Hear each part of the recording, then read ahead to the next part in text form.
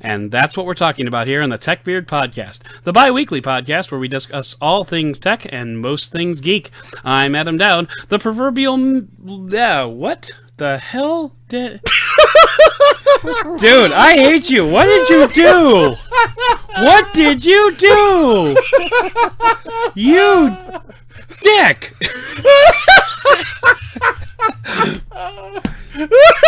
Having said that, that's awesome. I was hoping you would just read it. I was really hoping you were gonna pull a. I was really hoping you were gonna pull a Anchorman and just read it. You are such a dick. Oh man. So, whether or not this makes it to B-roll or not, we need to explain this. It reads, I'm Adam Doud, the proverbial Mickey Mouse of this magic kingdom. But Cliff decided to get a little bit creative, and I guess I need to turn off your editing privileges and change it to the proverbial Peg-Leg Pete. Well done. Okay. Well, joke's on you, because you're editing this.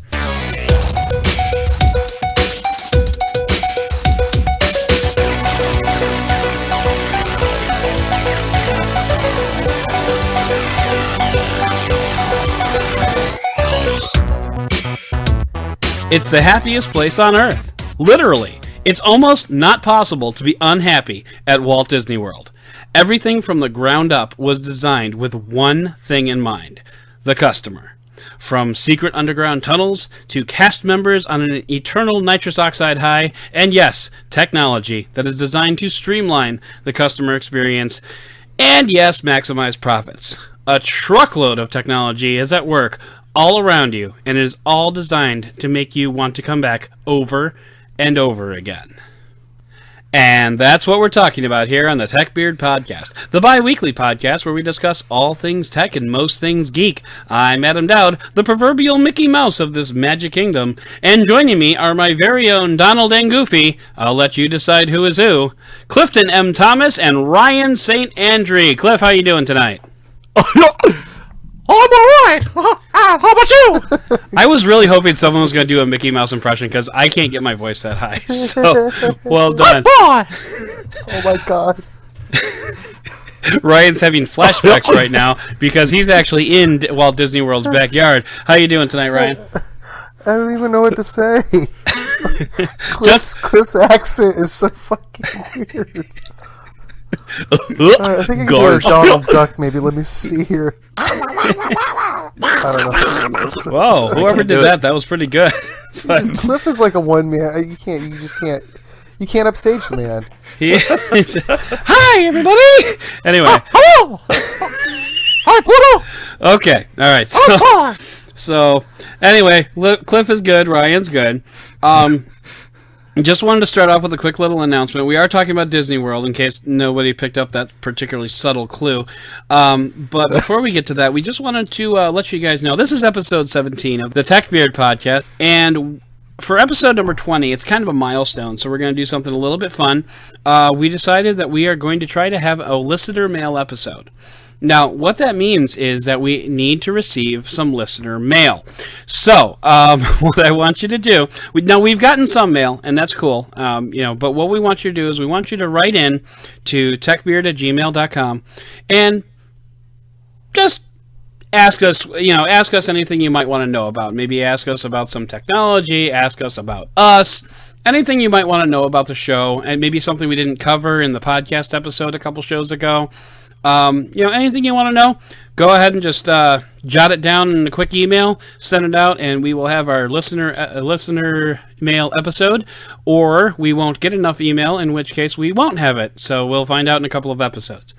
So that was just a quick little announcement. But we're going to move past that, and we're going to start talking about Disney. Now, Ryan is in Disney World's backyard, but I think I've actually been there more recently than he has. So my family and I went there just almost 2 years ago. Actually, that was the first time I got to meet Ryan in person, which was both fun and terrifying. And we had some fun. He showed me everything that I ever wanted to know about Ingress, and that's when I decided I never wanted to play it again. I think my friend scared him. Well, yeah. Anyway, speaking of things that are not scary, the reason we're talking about Disney World is that, as I noticed while I was down there, and as Ryan's aware, there is an insane amount of technology that actually goes into Disney World. I mean, you think about Disney World and you think about teacups and you think about animatronics, but there's so much more. There's just so much more that just adds to the entire experience. And I thought maybe first of all I could just kind of give my impressions of Disney World, in that it is a very well-earned title of the happiest place on earth. I mean, we were there for 8 days, I think. Like, my whole vacation was 10, but that was included travel. So we were in Walt Disney World for 8 days.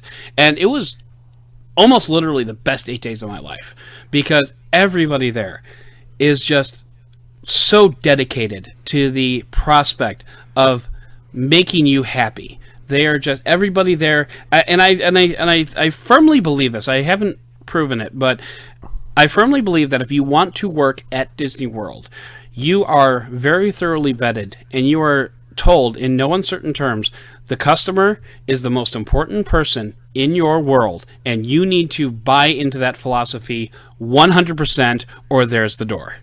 Because the people there are just so outstandingly good at their jobs. So, Ryan, has that been your experience? I know you've been there a few times. Yeah. I mean, before I had ever went to Disney, because I moved here back in, 06? I always kind of thought of Disney as, like, big freaking whoop. It's another theme park, because I've been to a ton of theme parks. And, everybody's like, oh, it's magic. Honest to God, it really is. You go in there, and you're like, it can't possibly be. And you leave, and you're like, oh my God, it is. It really is. I mean, there's nothing in the world about it. And I'm not a huge Disney fan, really, but something about Disney World, just the lengths they go to just put on the imagery, and like you said, the help. I mean, everybody there is just there to please you. It is so... It's like being in a different world. I don't know how else to explain it. It's being in a world where not everybody is an ass. Exactly. Everybody should. It really is the happiest place on earth. I can say the whole time I was there, I had, like, every time I had the hugest grin on my face. I mean, you feel like a child again, and I think everybody deserves to go to Disney World at least once in their life. I mean, it's a once in a lifetime experience. This podcast is just going to sound like a Disney advertisement, but it's not. But it's really not. I mean, like I said, this is coming from somebody who, I'm not into watching the Disney cartoons and this, that, and the other. I mean, but shame on you. You have to be there, like, and understand the environment and see the amazing shows they put on. The shows. We'll talk about the shows. We will talk about the shows. The pyrotechnics, the fireworks displays, the freaking actors in the shows. Like, it's just amazing. You can't believe that they do this every single day. Right. I can see why Apple bought Disney now, because everything is magical. Well... No, there's my tech pun. I squeezed it in. Yeah. So yeah, you very squeezed. But no, I mean, and this is going to sound like a commercial for Disney, and it is not. I can assure you, all of our listeners, that mine and Ryan's reactions to Disney are 100% genuine. So these are not contrived in any way. This is just it's a really great place to go. And while we were down there, I wish we were sponsored by Disney. Right? Oh my God. Well, we'll talk. Disney, if anybody at Disney is listening, please. Yeah. We'll sponsor you for free.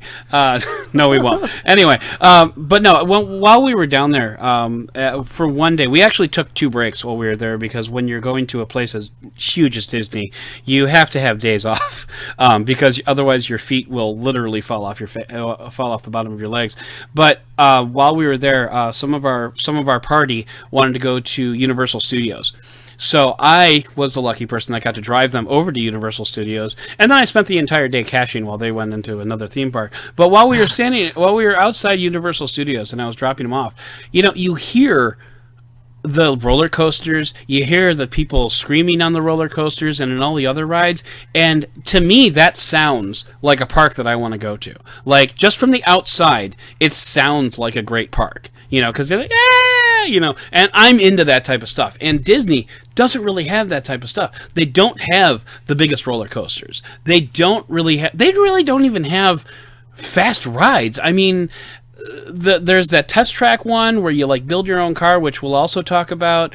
And then there's like a couple of roller coasters. Aerosmith is kind of fast. Yeah, the Aerosmith roller coaster, that's pretty good. But honestly, did you notice that, like, and I may be wrong, but I don't think there's a single roller coaster that I can remember at Disney that actually turned you upside down. Space Mountain does, I think. No, it doesn't. It doesn't? Okay, it felt like it. I think, doesn't Aerosmith?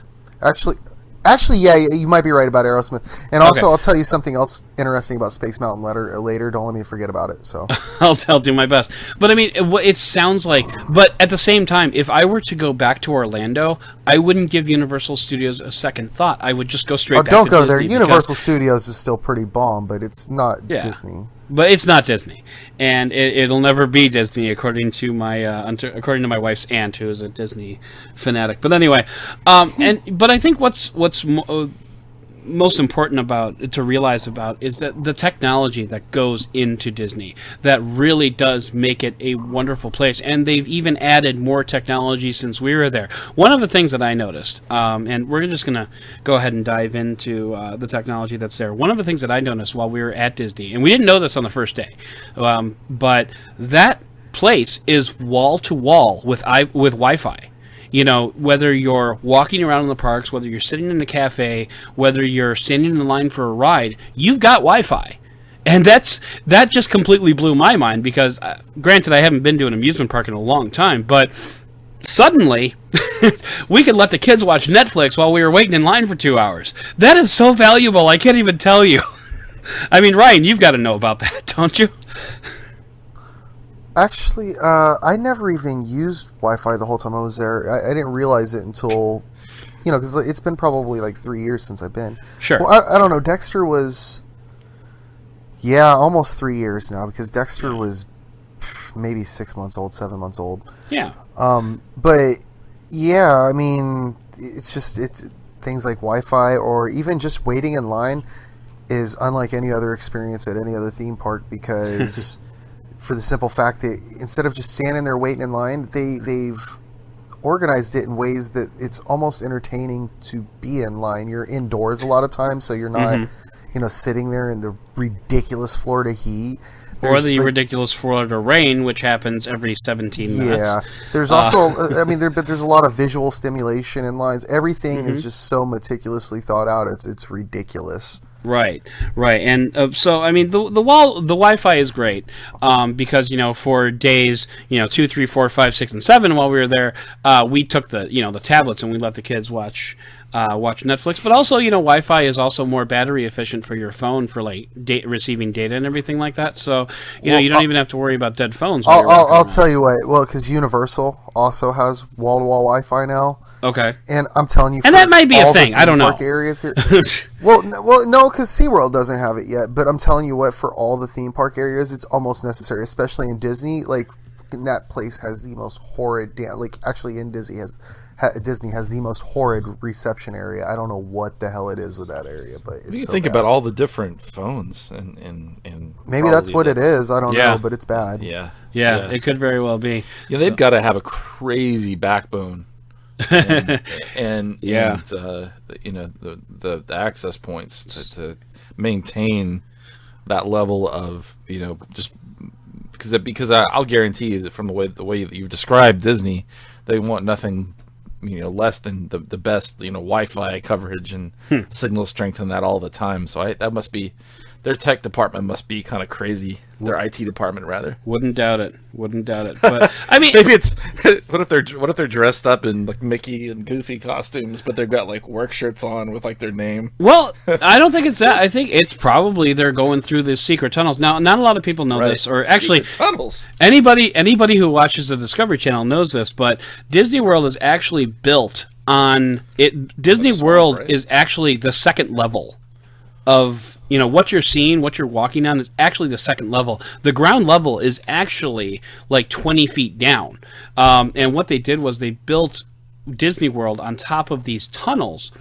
And I don't want to dwell on this too much because this isn't really the tech we came here to talk about. But the long story short is, in Los Angeles in Disneyland, Walt Disney, I guess, was sitting on a park bench and he saw a cowboy walking through Tomorrowland on his way over to the western frontier. And he's like, well, we can't have that because you're dispelling the illusion. So what they did was they built all these service tunnels and maintenance tunnels on the ground floor of Walt Disney World so that anybody could travel anywhere in the park in these underground tunnels and then pop up where they were supposed to be. Basically. Oh man, this totally sounds like a TLC. I'm not even show. kidding. Secret Catacombs, the secret catacombs of Disney World. It's not just pathways to travel from point A to point B though. No, they have like entire like infrastructure. Yeah, mechanic shops and just everything. It's like almost an entire entity unto itself underneath Disney. It's wicked. It's like a whole city, basically. And that's like how they move all their services around, all their food around, all the the garbage transportation, everything. It's how they move everything around. It's all underground, so let's that put it this way: every interfering night with the guest experience up in the top floor. Every night at the Magic Kingdom, and I hate this thing, by the way. They have like this whole what do they call it? The light parade or whatever the hell it is. The parade every night at freaking at Magic Kingdom, and these freaking things, the floats, whatever the hell you want to call them for the parade, they appear out of nowhere. Like you have no idea where this shit starts at. It's like, where did this come from? And then the secret catacombs of Disney World. Oh. Think about this: the fireworks display. Okay, every major city in America saves up money all year round to put on some like insane fireworks display. And I mean, I've seen a ton of them. I've seen Denver, Orlando, Charleston. I mean, I've seen a lot of big cities fireworks displays for the 4th of July. And I'm telling you what, not one of them holds a candle to Disney World's nightly firework display. I'm talking like, dude, the amount of technology they put into just the pyrotechnics for that or whatever is insane. The pyrotechnics, plus they project a movie onto the castle. Yes. And they like use the castle as a movie screen. It's insane what they do. It's freaking crazy. I mean, they actually put Mickey's face into the sky with fireworks. They're called Imagineers for a reason. And they really are. I mean, it's like you look at just what these people are capable of doing, and you literally think that these are the best and brightest that the world has to offer, and they're going into this entertainment, and that's okay. You're perfectly fine with that. These are people that could be off curing cancer, but as long as they're making great fireworks displays, awesome. When I moved here, I met a guy that is actually he's like the head of lighting or whatever or something like that for like some of the shows out of Disney. Okay. This guy was wealthy enough that he had like a Starbucks bar in his house. I'm not joking. I'll bet he's super wealthy. Yeah. Oh, dude, it was pretty awesome. I mean, it's a long story how I met him, but anyway, yeah, it's pretty. I want to move on a little bit. Did you meet him in the secret catacombs? No, we didn't meet him in the secret catacombs. That sounds like a dirty porno. Dude. The reason that we're podcasting about Disney is because there was a story in Wired magazine that came out just the other day about these wristbands that are now being used in full force at Disney World, and basically this is like the ultimate wearable because it's basically a wristband. It's like a health band basically, but instead of tracking your fitness, what it is it's your one-stop shopping for everything. Your wallet is on here, your credit card information is on here, your itinerary is on here, your tickets are on this wristband, and plus they have like locators inside them, so like as you walk up to a restaurant that you have a reservation at, they'll not only see you walk up, they'll be like, "Oh, hello, Mr. Doud, how are you?" And you're like, "How the hell did you know who I was?" And they're like, "Yeah, you can go on in and sit anywhere you want. Your roast beef sandwich will be up in about 10 minutes. And you're like, "How did you know I wanted a roast beef sandwich?" And what I want to know is What is it with you and roast beef sandwiches? You've said roast beef sandwich like 5 times. You can't like mix it up. Say like maybe like a meatball sandwich. Your duck à l'orange will be ready in 10 minutes. Okay, how about that? Ryan, let him have his secrets. Maybe so anyway, like stocking Arby's. But then you go into this restaurant and you pick any random table that you want. You sit down, and 10 minutes later, your duck à l'orange comes out, and you put it down on the table right in front of you and say, "Here, Mr. Doud, here you are." And the reason that you can do this is because of this wristband. There's an NFC there's NFC locators in there. There's also I think it's a low power radio transmitter that broadcasts up to 40 feet, so that your position is triangulated within the restaurant. Now, this sounds wonderful to a person. You're like, "Whoa, Disney really cares about me." Yeah, they do.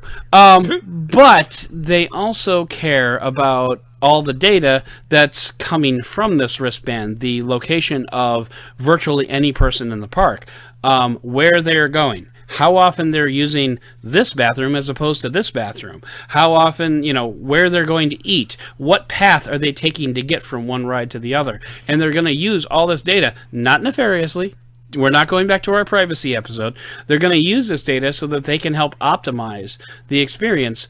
So A, you as a customer has a better experience, but B, so that they can make the experience virtually frictionless. You won't have to do any work at all. You won't have to stop for anything. They're even talking about you scheduling your rides on this wristband so that you go from one ride to the next ride to the next ride to the next ride, no waiting in line. And because of this, you get to be out in the park more, experiencing Disney more, spending more, of course. So, I mean, this is really a win-win-win for everybody. Does it shock you if you use curse words? No, like in Demolition curse words Man. are not magical, so No, but at the same time, I hate this. Ow! Clifton Thomas, you have been fined 1 credit for violating the speech. No, but anyway, and just when you think about these wristbands that everybody's going to be wearing, and just the absolute power of these things, both from a consumer level, a customer level, because you're getting a lot of benefits out of this, obviously, but also from a corporate level, it's a win-win. I mean, and it costs an insane amount of money to implement, but once they implemented it, my God, this is really insanely cool technology, and it's all part of a Disney experience. They want you to be happy. They want you to walk into a restaurant, be greeted by name, sit down, get your duck à l'orange, and get going without even having to think about how hard it was to get a table or anything. It's just it's incredible, just the amount of tech that goes into this simple wristband. So, did you guys go ahead? I'm sorry. No, it sounds amazing. It sounds like an amazing experience, and just to reiterate what you guys are saying, even though I've never been to Disney World, I probably should have said that at the beginning. Yeah, it's okay. It was assumed. I've had family and friends that have gone there within the past. In fact, I have a friend who travels down with like 9 people, all his extended family. All right. He's done it the past 3 years, and they keep going back because it's such a great experience, especially just in general for the entire family. And they talk about exactly what you guys are saying, just how magical it is. I hadn't heard about the wristbands, though, so that's really interesting. The wristbands are actually brand new. They weren't in place 2 years ago when I went. They were supposed to be, but I guess there were, for whatever reason, they weren't finished. Because even Disney misses launch dates. Even Disney misses launch dates. There needs to be like a Disney rumors page for tech. Oh, there you go. There you go. Yeah, we could get. Somebody can have that idea. It's free. There, start it right now. We should start that now. We could help fund the podcast. But I was actually really disappointed because I had heard about these things, a couple years ago. The people that we went to Disney World with, my wife's aunt and her daughter, they're Disney holics. They go down 2 or 3 times a year. They have like one of those vacation like timeshare packages, basically, where they can go to a resort and just stay in a resort, building up enough points. You can have like 3 people stay in a resort for a week, and it's all part of this package thing. So they're the quintessential Disney people. My wife's aunt has actually taken some of the training courses that Disney employees take. She doesn't work there, but she's taken some of the courses. They've offered her some of the courses because they like know who she is. So is there like a Disney university, like what, or something? Yeah, it's anyway. We don't judge, but damn. Honestly, I wouldn't be surprised, and it's probably located in the Catacombs. The Catacombs, secret Catacombs, the dark underbelly of the Disney the World, dark holes of Disney World. So, and another thing that Disney does that just adds to the magic are some of the shows that they do. They've got this one show. It's called Star Tours. Disney owns Star Wars now, and so the Star Tours show basically it's a 3D show that's hosted by C-3PO, and you get into this spaceship, and there's 40 people in the spaceship, and you go to 3 different planets and complete some type of scenario, like battle scenario, where you take down the droid army and then you go and free the princess. It's whatever it is. It's really cool. You get to go to the Mos Eisley spaceport. Specifically to the.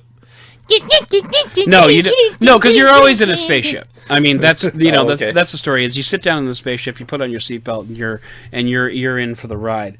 But if I don't get to go to hear that music, then I don't want to go.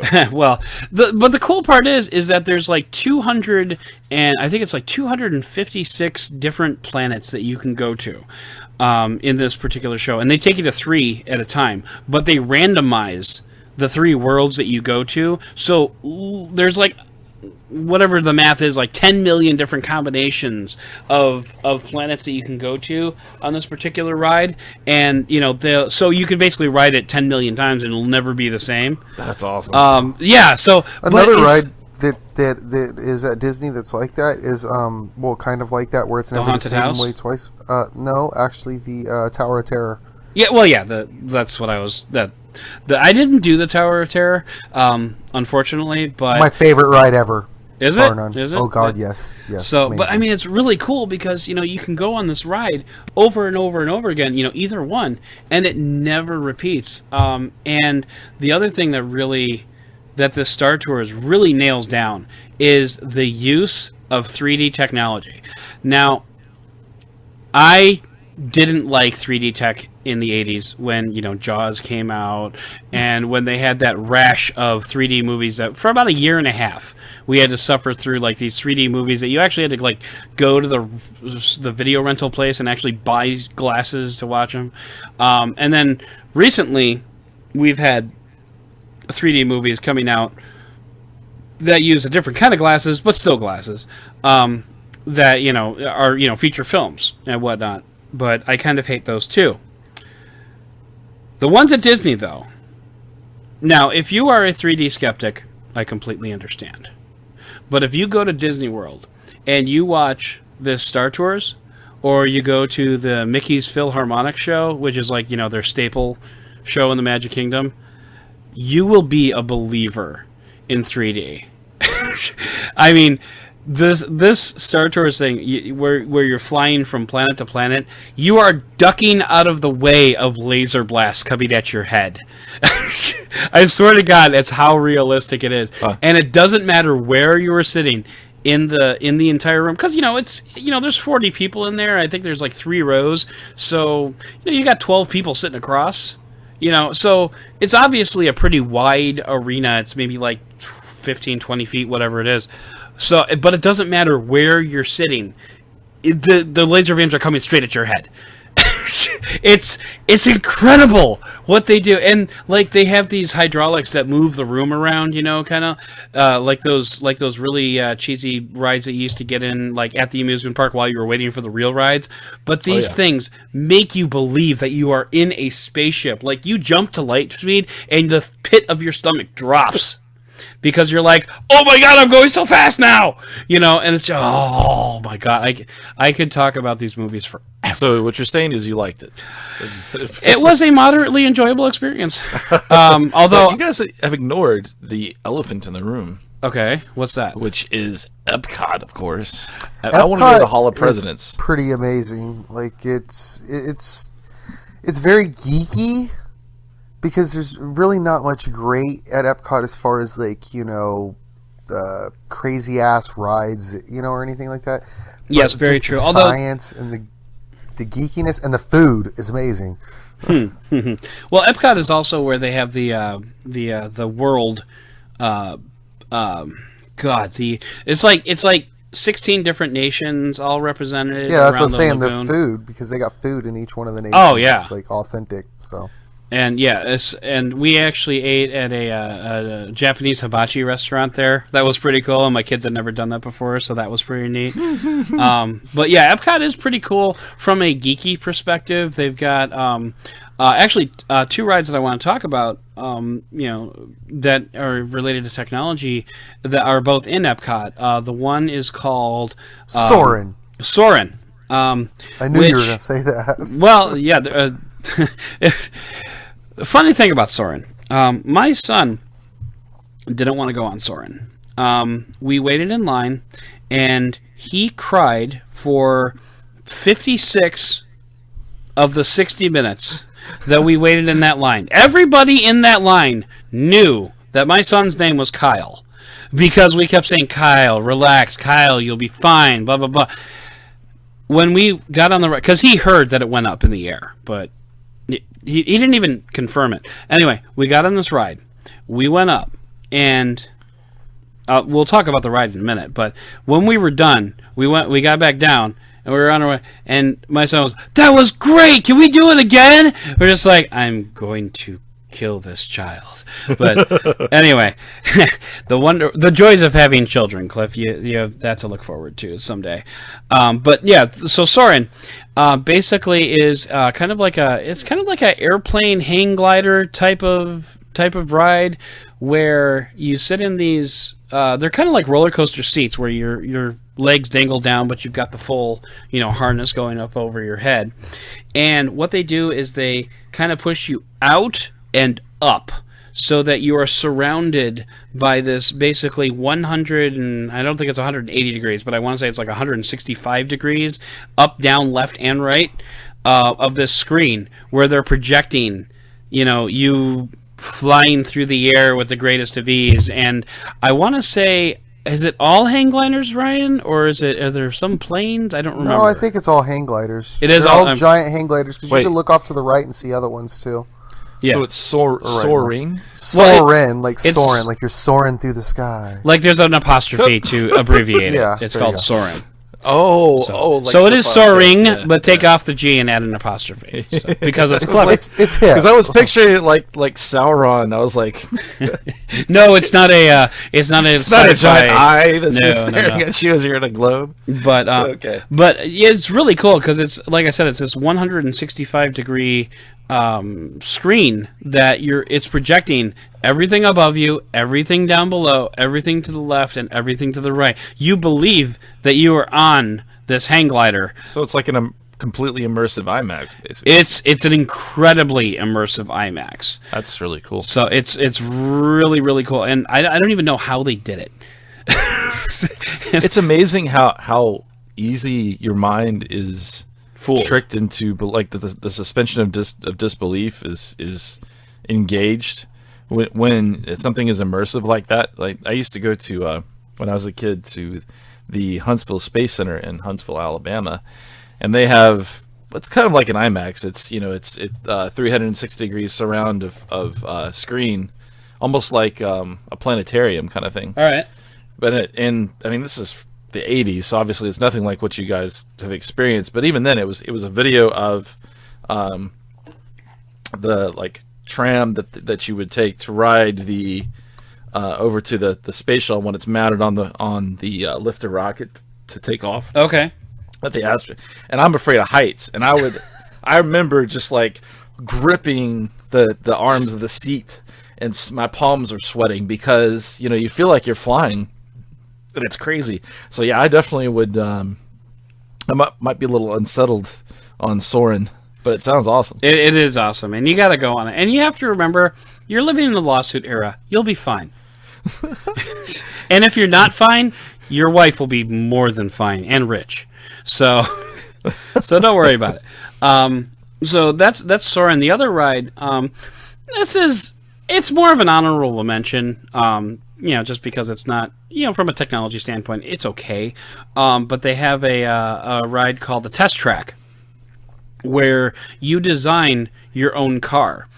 And you do this with like a 3D. It's not a 3D model, but it's kind of like it's kind of like a CAD program basically that you can turn the car over and left and right, and you can add different panels. You can add different spoilers, different types of wheels, different type of engine, and you can basically customize the living hell out of this vehicle. And then what they do is they put you in a car. Like not a car, but like a tram, basically, where it simulates what you just designed. Huh. So it will stop as fast as the car you designed will stop. It will go as fast as the car that you designed will go. So they've got. What if you design like just a really slow, just like horrible, like a Yugo? No. You're designing a race car. And so at one point, it'll show you how fast your car can go from 0 to 60. And it does take you from 0 to 60. So that was kind of cool. The fact that, it was like the one ride in Epcot that actually goes 60 miles an hour. So that's why I liked it. But we let my son design the car, obviously, and then when you're done, when you come out on the other end, it'll actually let you like print up a picture. I think it actually superimposes your car over you in the tram, so that you can actually like have a picture of you in that car. So, it's really cool. Like I said, it's more of an honorable mention because there's nothing really groundbreaking about that particular ride, except for the fact that it can simulate all this stuff based on your specifications, so it's taking in all the physics and. It definitely sounds like something I would like. What is the ride? It's kind of like you're blasting off into space or whatever. Did you ride that? Doesn't sound familiar. Ryan's Great Space Adventure. I'm gonna have to look it up. But whatever this ride was, you're like you blast off, and I don't know what the hell they do or how they do it. But I'm telling you, like, you feel just an insane amount of G-force. I mean, your cheeks pull back, and I mean, it is just freaking amazing. And then when you get done with the ride, you realize that you never even moved. It never moved. Oh yeah, I definitely didn't ride that. And a quick Google search is only showing me Space Mountain. No, it's not Space Mountain. But yeah, so I don't know. It sounds like I missed a good one though. I think it's at Epcot, dude. It's freaking amazing. Like, actually, if you ride the extreme version of it, they actually have a freaking barf bag in it, like for you to take it because people get sick. That's outstanding. So, is blast off on a mission to Mars at Epcot's Mission Space? Mission Space. Is that it, dude? Oh my God, it's amazing. Yes, that is it. Right, well, tell us about it. Tell us about it a little bit more. Like, what's it? It's been a couple years, but I remember you sit back in like this. You sit back in like this capsule type thing, and it has like its own little story or whatever, and you blast off, and you go around like if I remember correctly, like a meteor or something like that, and you could just during the blast off process, that's what it is. You feel this insane amount of G-force. Wow. And I don't know how they do it or anything like that, but I'm telling you, you've never felt anything like it. And the simple fact that you're not actually moving forward or anything like that, you're just left wondering, like, what the hell just happened? So it doesn't have any hydraulics to move around? I don't know. I'd have to. I'm gonna look it up real quick on how they do it because you know what? I'm gonna drop it into the group. It's all drugs that they give you in a drink before you go in. That's what it is. It's a centrifugal motion simulator thrill ride. Oh, but I mean, you know what? I mean, you're looking at this picture, and it's basically like a box. Which is awesome. It says, yeah, exactly. It says that it's made to simulate the higher G-force of liftoff. That's and all that. So basically, spins you in order to give you this. But you don't feel like you're spinning. You feel like you're blasting off. You feel like you're blasting off. Exactly. And not only that. Like I remember at one point in time, like once you're like in the exosphere, or wherever the hell it is you are. you go around this like meteor or something, and you can actually feel the G-force pull you towards it as it shoots around this thing.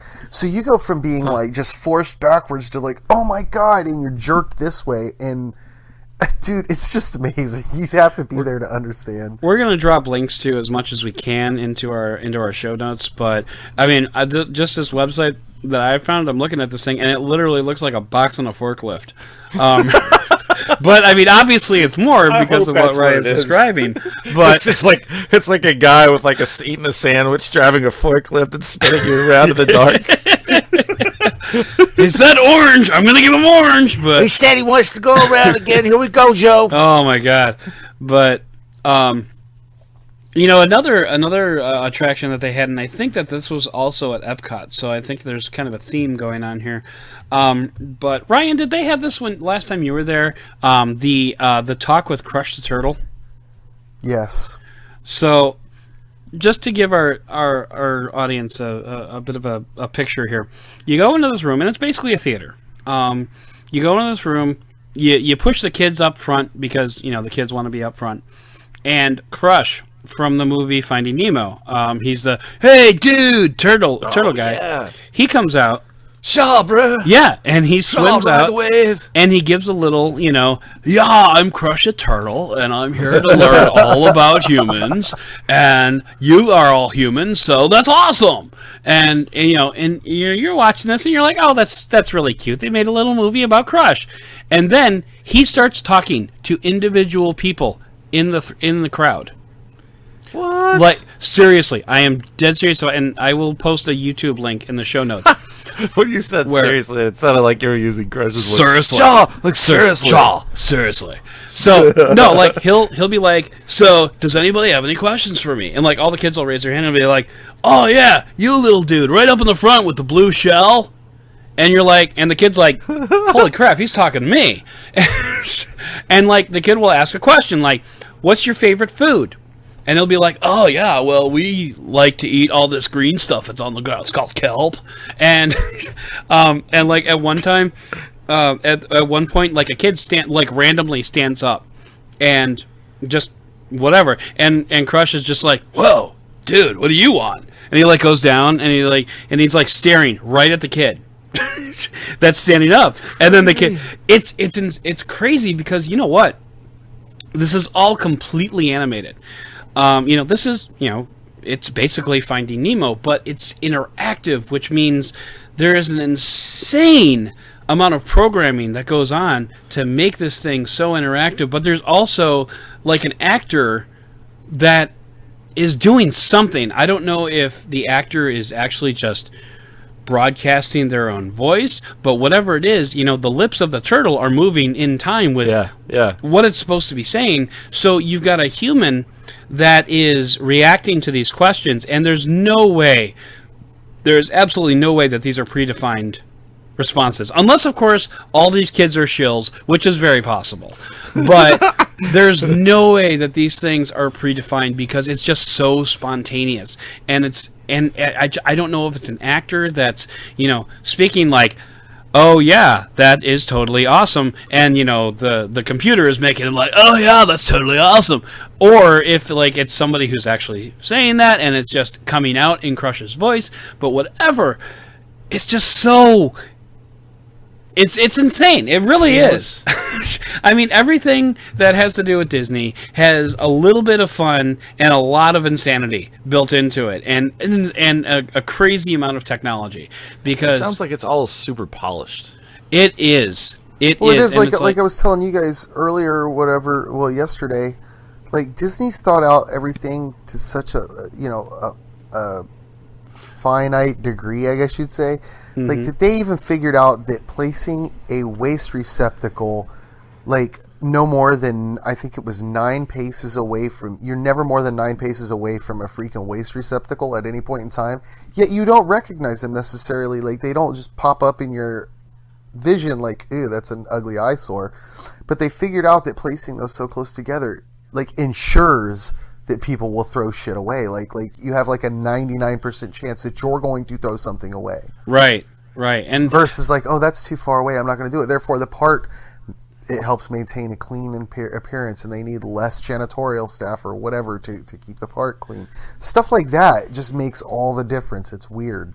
Yeah, and there's a real decent chance that they used a fair amount of technology, or at least analytics, or mathematicians, or some type of data analysis to determine what's the ideal placement of a garbage can. And what should Disney, it look like? What should it? Yeah, exactly. But Disney is the exact type of company that will ensure that level of detail down to the minutia to make sure, again, that it is the happiest place on earth. And because happy people spend money. I can tell you from my own experience playing Sid Meier's, what is it? It's not theme park, but it's something like that. In like the early 2000s, that it's very hard to have rides and not have people throw up, and then to like maintain the janitorial staff. So Disney definitely has one up to me there, because I would have all these rides, and then the people would come off and go, "Ugh!" and then you'd have like the little guy with the broom come along. You're talking about Roller Coaster Tycoon. Yes, that's what it was. Yeah, I remember that. I remember that and Theme Park. I love both of those games. But let me ask you real quick. But Roller Coaster Tycoon, for me, like my theme park was just nothing. I might as well have just called it Puke City, because that's what it was. So Disney's one up to me there. So let me ask you real quick, Cliff. You've been to theme parks before, obviously, right? Okay. Oh, yeah. All right, Adam, you've been to several other than Disney, I'm assuming. Sure. All right. Here's another thing that like is absolutely, you could tell that they thought out at Disney versus other theme parks.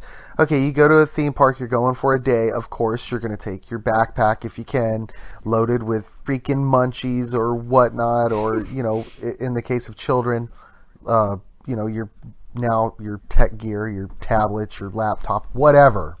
Okay.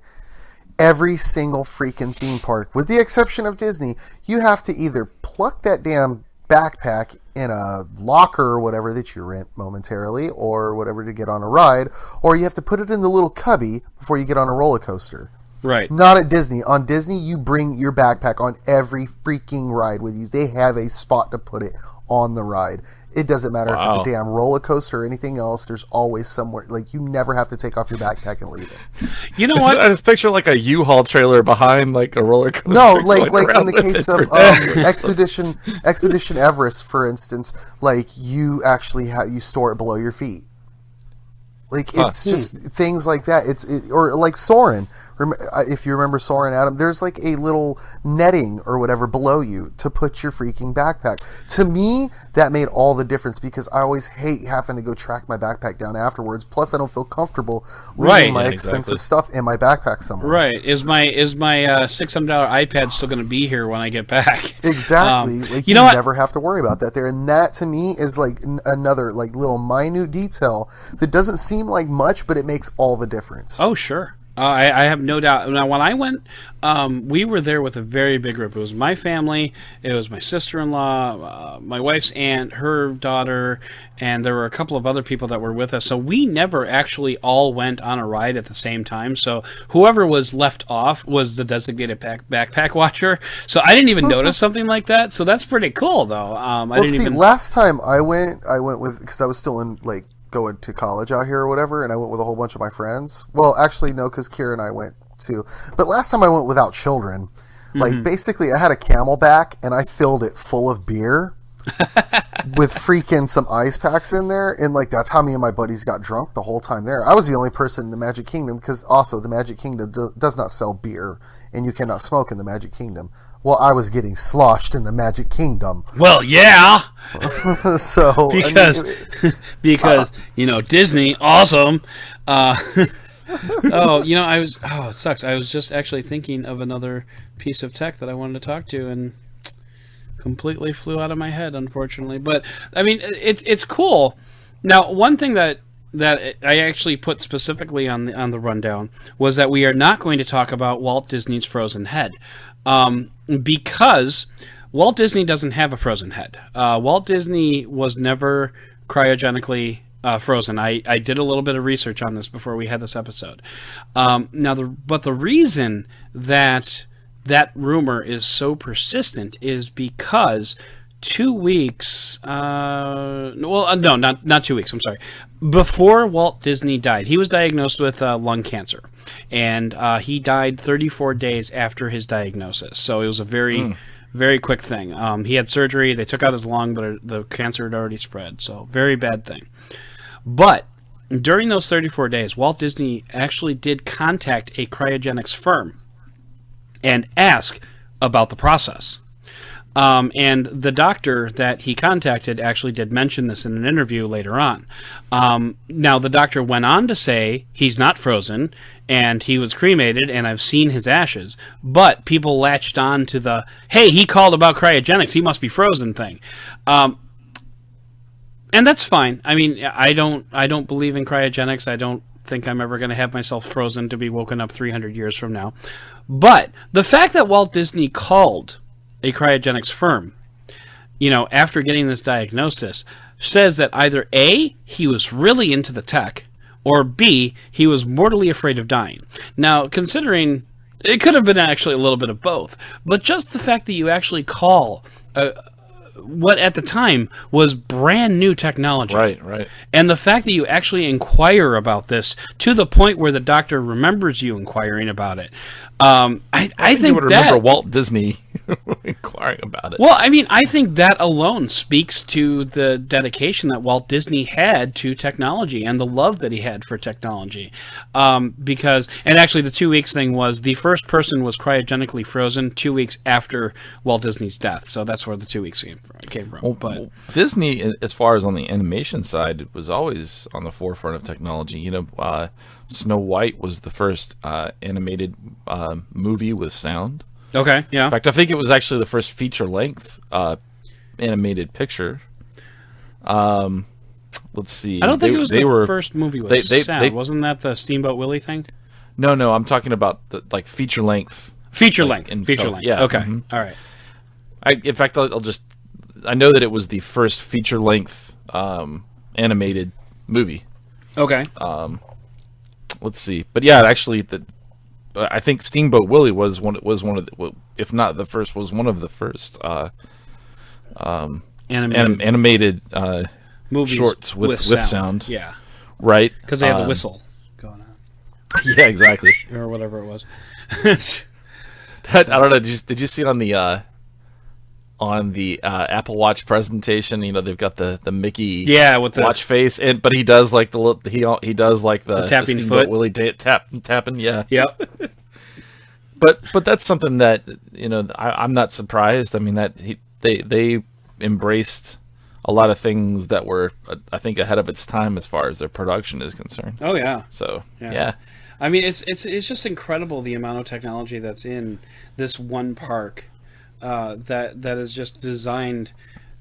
It's really designed with the customer in mind, and with sure, maximizing profits is a benefit, but just the amount of detail, the Hall of Presidents. This is another one that's not exactly redefining technology, but the Hall of Presidents. One of the biggest problems that they had was making the figures look realistic, because when they were moving, when they came to a stop, they would basically shake the entire statue. Basically, what it boiled down to, Abraham Lincoln would wave his arm over the crowd, and he would come to a stop, and then he would look like a drumstick for about a second or two. And so, Walt Disney said that won't do. And he put his engineers to work, and what they did was they figured out just by watching people, and they probably did some type of high-speed camera or something like that, but when a person moves, when you stop moving your hand, you've actually moved your hand a little bit, like a fraction of an inch farther than where you intended to stop your hand. So basically it's just, and in that one fraction of an inch, you're diffusing all your momentum. So that your entire body doesn't shake like a drumstick. So what they did was they built this mechanism into their robots, which allows them to go a little bit past where they want it to be, and then just kind of come back a little bit to give it a more lifelike, appearance. Another thing, that's animatronics. It's a combination of animatronics, the Hall of Presidents, and the Crush the Turtle thing that we were talking about. Was they had this lizard thing, like kind of like a pseudo dinosaur, people-sized lizard thing that would walk around and push a cart around Disney World. And I don't remember. I don't remember the name of this particular robot, but I've seen pictures of that. I will definitely look it up and post the show notes. But I mean, I've watched videos of this thing, and it is a freestanding. I think it was the world's only freestanding animatronic robot that could be like self-propelled, and it would walk around the park. It would had like an escort to make sure it didn't run people down or anything, but it would walk around the park, pushing this cart behind it. And I think the cart was like connected to its power source or whatever. The cart had to be there, but it would walk around. And it would look at people dead in the eye, and then it would turn away and look at somebody else, and then go around obstacles and stuff like that. And man, I really need to know the name of that dinosaur. I'm looking forward to, since they own the Star Wars franchise now and the properties surrounding it. Having the service robots from the Skiff, from Jabba the Hutt, where they're walking around with the drinks on top. And I doing exact replicas of those in the Star Wars area. That'd be awesome. It's Lucky the dinosaur. I just found it. Lucky. Lucky. Only around for three months, it looks like, from June of 2005 to August 2005. But it was pretty cool. If anybody has the opportunity to look it up, I'll drop a link to this in the show notes as well. It probably killed a child, and so they take it away or something. Covered it up. It's a lawsuit era. But it's really maybe cool. It became self-aware. Oh, lucky Skynet. It started building Skynet in its shed. Lucky the lizard was the start of Skynet. Come with me if you want to lick your own eyeball. Come with me if you want to live. I'm Lucky the lizard. Would you like some refreshments?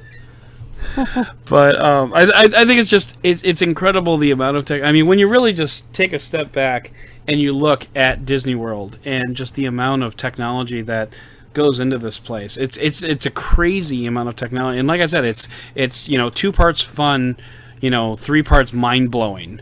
The amount of technology that goes into these parks. But I mean. There's probably even more that we could talk about. There's probably stuff that we've forgotten. Ryan, can you think of anything off the top of your head that we, some technology that we? Well, I mean, there's probably stuff we could keep going on and on about, but. We can make it a 2-part episode. I mean, because no. I don't really want to talk about Disney that dang much. It's unbelievable, but I definitely don't want to talk about it that much.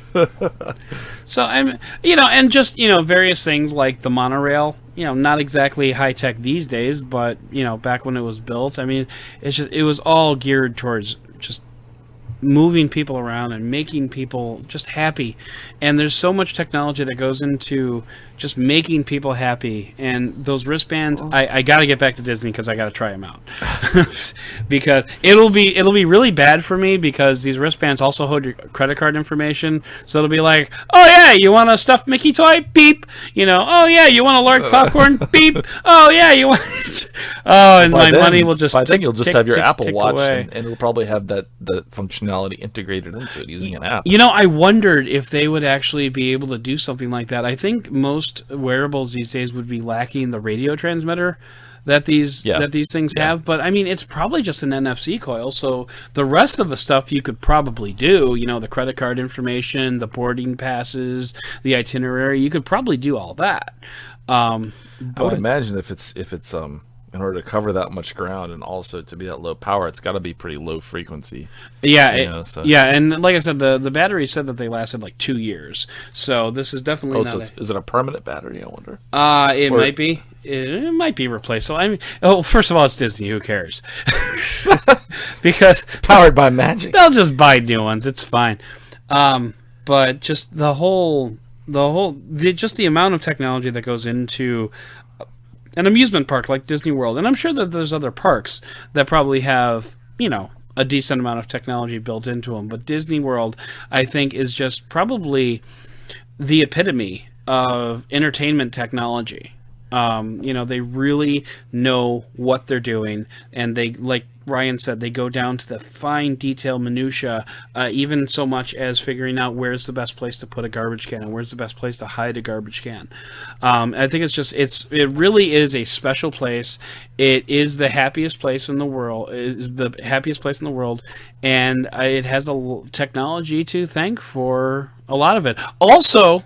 Also perpetually high employees, but also technology. So what's funny is that we have not once mentioned Disneyland. And you know why? Because Disneyland is for busters. And it's horrible. Don't ever go there. Disney World rules. I've only been to Disneyland once, and I was actually very young when we went, so I don't really remember it all that well. I was at Disney World actually when I was a kid too, so I had very, very good parents. But I don't remember Disneyland all that much, and I vaguely remember Disney World. One last thing, I got to talk about this because it's awesome. In Disney World, and I made it a point. I remembered this from when I was a kid, and I went there when I was probably like 12 years old. So we're talking like 20 years ago. A long time ago. Not quite as old as Saturday Night Live, but still, we were there a long time ago, and I remembered this one thing. And what it is it's a jumping sprinkler. Ryan, you might know what I'm talking about. It's this stream of water where it jumps from one place to another. It is the coolest thing. It's like a water snake that hops, but it like goes over your head and like comes down on the other side, and then like as it's getting sucked into the pad on the other side, it's actually jumping out again into a different stream, and it's just one of those little really cool things that you're like, oh, that's so cute, and it's stuck with me for, all right, fine, I'll say it out loud, 26 years.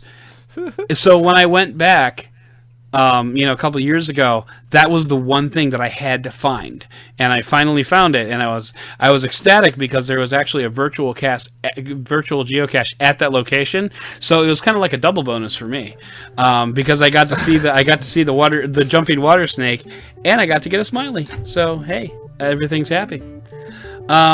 But I think we have just about come to the end here of the episode number 017 of the DisneyCast, the TekBeard podcast, the DisneyCast. Our hosts for this show were Clifton M. Thomas and Ryan St. Andrie. Cliff is spitting in his teacups at Clifton M. Thomas, and Ryan can be found tweeting from Mickey and Minnie's backyard at Wusaint, WUSAINT. Once again, I am Adam Doud, and I finally remembered to write something about myself in the outro script. That was it. And I can be found at Dead Technology. You can find our podcast at TekBeard.com or in iTunes, Stitcher, or other podcast distribution platforms. And since you enjoyed the show because, well, we're awesome, duh, leave us a review, preferably with stars aplenty, and tell all of your friends and loved ones that you love them, and oh, by the way, you should check out the TekBeard podcast. You can follow us at TekBeard on all the usual social media channels, including our newly launched Facebook page. And if you have something you want us to talk about, go ahead and shoot us an email at tekbeard@gmail.com. We read every piece of mail, every tweet that comes our direction, and email is even more important because we have our listener mail episode coming up in just 3 short episodes. Once again, we thank you for listening, and the beard is out.